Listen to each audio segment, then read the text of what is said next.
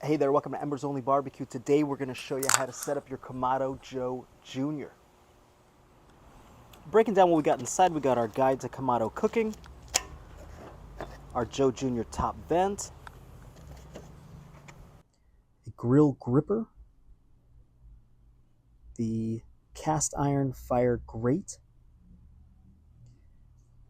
then the accessory rack, our metal grill grate, and our ceramic deflector plate. All right, next we're going to get all of the styrofoam out of here and the ceramic pieces set up. And make sure you're being very careful with these ceramic pieces as you move them around. You just want to get everything out of there. Use the finger holes here.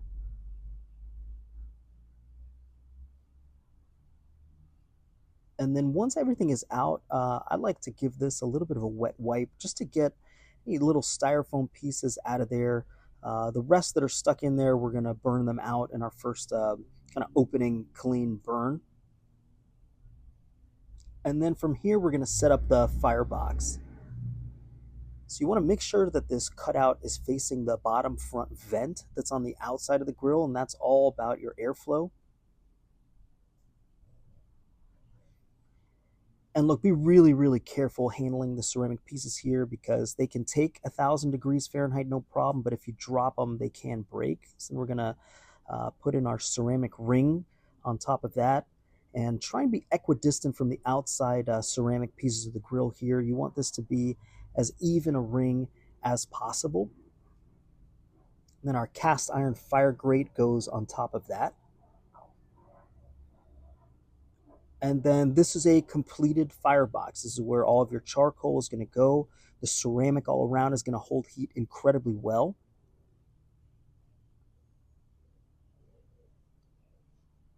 And then from here, we're going to put on our accessory rack.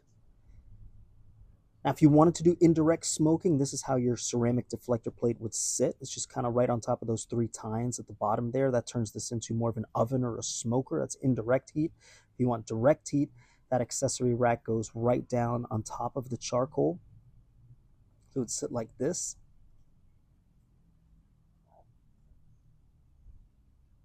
And then your grill grates sit right on top of that accessory rack, just like that. Now all the Kamados come with a grill gripper if you wanted to lift the grates off with that. But for me, I find that this piece lifts off really nicely, and you can barehand it if it's cold or use a heat-resistant glove if it's really hot and just kind of handle it that way.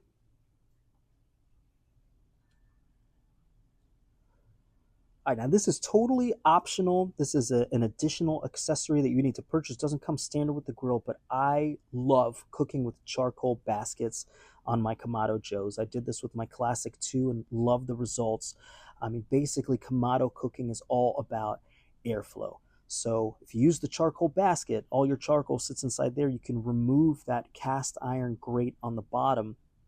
All your charcoal sits on top of that in the grate, and you are going to get so much more airflow, kind of chimney style, where all the air is going to get pulled in from the bottom vent there, interact with all the charcoal in your firebox, and then go out through the top vent. And I mean, the last time I did this, easily 400-degree difference with my Kamado Joes. There's just, it's like a freer flowing muffler for your car, gets you extra horsepower. More air in the Kamado Joe gets you higher heat, gets it quicker. And the cleanup's really nice too because you just shake the charcoal basket and get the ash out like that. So the baskets are standard on the 3s, optional accessory on the 1s and the 2s. Next up, we have our daisy wheel top vent here. And this moves in 2 different ways. You can kind of slide the entire piece over, and now you've got maximum airflow and heat for when you're just starting the grill out, or you can close that and turn the daisy wheel like that. And that's going to just kind of restrict the airflow as needed. If you're going to do a low and slow, 225, 250 degrees, you'll set it up kind of like that. So there's minimum air coming in on top, and you'll adjust your bottom vent to be more closed as well, or for standard grilling. So we're just going to take our little sticker off here, peel it all off, and then the vent is going to come right over and sit on top of that. We want to point the Kamado Joe towards the front, and then it's going to sit down snugly right on the gasket. So push it down until it won't go any further, and then you see how the daisy wheel moves when it's fully configured like that. So Kamado style cooking, it doesn't matter if you're using the Junior, the Big Joe 3 is all about managing airflow. It starts from the bottom through the bottom vent. The more this is open, the more air is coming in through here, and the more air is coming through the top, the hotter your fire is going to be. And you want to make sure that you don't overshoot your temp. If you're trying to smoke at 225, 250, if you let this get up to 300, 350, it's going to take a while for it to come back down because the ceramic in here is such a good insulator for heat and holds heat so well. So as you're tinkering with it, as you're learning how to use this grill, take your time, especially bringing things up to temperature because you can get it up really quick. It takes a long time for it to cool back down when you're smoking. But it's all about managing airflow, and you can tinker up top, you can mess down below here, and that's going to affect your temperature inside. Let's show you how to fire up this grill. Now, we talked about airflow being the most important factor for getting your fire going and how to manage your temperature. The second biggest one is charcoal. You want to have large lump, high quality charcoal. I've used probably 6 or 7 different brands. In general, I think you get what you pay for. So this is one of those things where it's worth paying extra for premium large lump charcoal. Just because you're going to be able to use it multiple times. I usually get 3 to 4 cooks out of one batch of charcoal. So then I just pour this right into the basket down here. And in general, I like to save my ultra large chunks, like something like this, for when I'm smoking. If I'm grilling, I like to use the medium and the smaller ones. Just because for grilling, you're waiting for everything to ash over. For your long-term smokes, where you're going for 10, 15 hours, the big chunks will give you heat forever. So for this, we fill it up. In general, the biggest mistake people make is not putting enough charcoal in their grill with the Kamado Joe. So make sure that you fill up your firebox, fill up your basket. We use a cube here to start it off. So kind of wedge it deep there in the middle. We'll give that a light.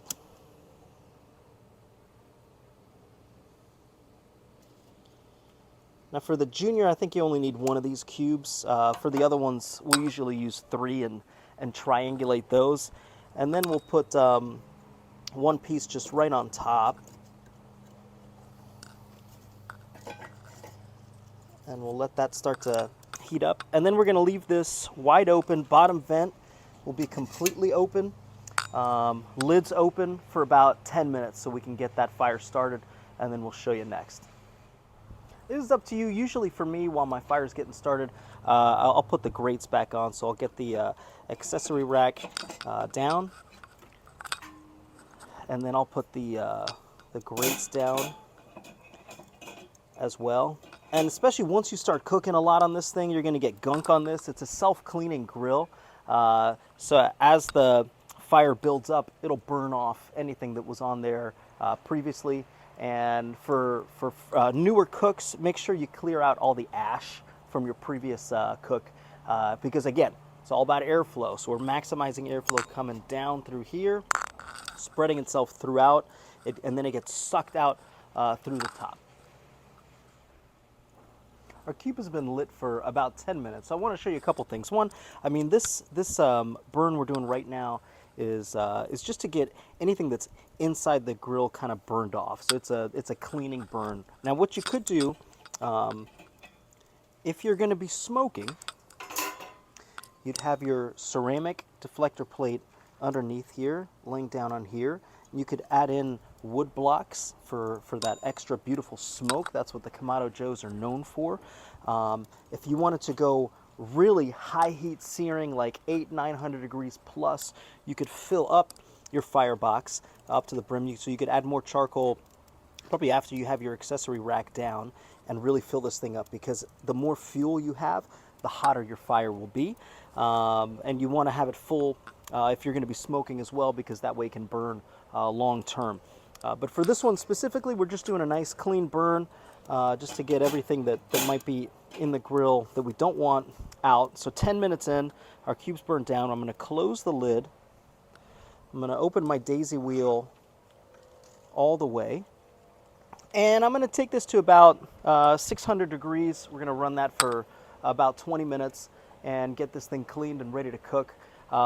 When you're ready to close it, or when you're ready to finish with the grill, make sure that you just close your bottom vent and your top vent all the way. There's no on-off switch for these grills. It's just about airflow. So once you cut off the airflow, the fire is going to go out eventually. Just be careful because this is going to stay hot for a while.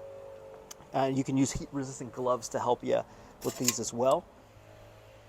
1 minute after we close the lid, we've already hit 250 degrees and climbing. That's with the bottom vent and the top vent wide open. So you want to make sure, if you're going to be smoking at low temperatures, kind of 225, 250, that you manage your temp coming up. Because if this thing gets too hot, it takes a while to bring it back down. So if you're smoking, once you close the lid after maybe 5 minutes or so, you want to watch this so that as soon as you're 50 degrees below your planned temperature, you start closing lids, you start closing daisy wheels just to manage your airflow so you don't overshoot your temperature.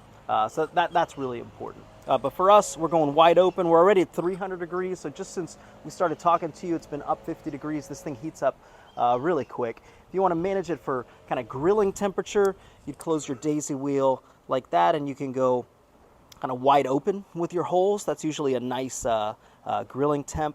But for us, since we're going to go for a higher heat clean burn, we're going to leave everything wide open for a little bit and let it clean everything out of the grill. We ran this at 600 degrees for about 20 minutes just to clean out the grill.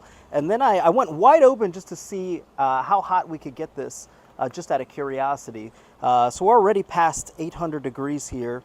And I'm going to show you opening this up. Now, this is very important when you're using your Kamado Joe that you burp the grill. You just open it slightly, let air come in, and then open it all the way, because we're talking about airflow. So if you just rip this lid wide open and you put in a ton of oxygen into the grill, it could flame up on you bad. I've heard of people who have gotten burned that way, so you got to be really, really careful. So the technique is you just want to lift the lid for a second or two, let air come in, then open it all the way. But you can already see, I mean, we're not even completely ashed over, and we're over 800 degrees. So this grill is going to crank if needed. You can sear crazy stuff on there. I'm really pleased with it. And again, the more charcoal you put in, the hotter it will get. But vent open in the bottom and open on top, over 800. That's crazy hot. That's more than anything you'd probably ever need. So it's looking good. One thing I like to do with my brand new Kamado Joe grills is take the thermometer out and calibrate it. You never know. If I have 3 of these now, one of them came out great. One of them was off by about 50 degrees. So we're going to do a video on that coming up pretty soon. Hit subscribe to see that. But basically, we're just going to take a wrench. We're going to take the screw out, take that into a pot of boiling water, and then set the thermometer at 100 degrees Celsius, the boiling point of water, and then put it back in. That's a calibrated thermometer. I think it's one of those things that's always worth doing with a brand new grill. But that's the Kamado Joe Jr. We're really excited. So much of our family cooking is just searing one steak or something like that. So the thought of being able to do it in this compact package is really exciting for us. We've loved our Classic 2 and our Big Joe 3. We're going to be doing reviews on both of those soon coming up. So make sure you hit subscribe for those. But we appreciate you watching. Thanks so much, and drop us a comment if you enjoyed it. Thank you.